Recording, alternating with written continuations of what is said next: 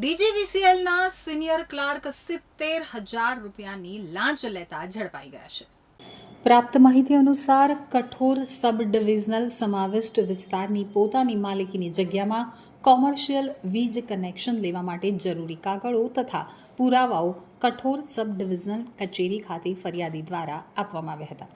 ત્યારે જે કોમર્શિયલ વીજ મીટર લગાડવાની કાર્યવાહી કરવાના અવેજ પેટે કઠોર સબ ડિવિઝનમાં સિનિયર ક્લાર્ક તરીકે ફરજ બજાવતા સંતોષ ભગવાન સોનવણે તથા લેબર કોન્ટ્રાક્ટર ભરત રમણીક સાવલિયાએ ફરિયાદી પાસેથી 70,000 રૂપિયા લાંચની માંગણી કરી હતી.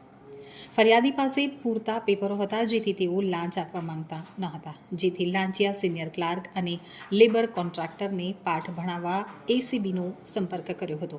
તો હરકતમાં આવેલા સુરત ગ્રામ્ય એસીબી પીઆઈ આર કે સોલંકીએ પોતાની ટીમ સાથે છટકું ગોઠવ્યું હતું. આ દરમિયાન સિનિયર ક્લાર્કે લાંચની 70,000 રૂપિયાની રકમ લેવા લેબર કોન્ટ્રાક્ટરને મોકલ્યો હતો.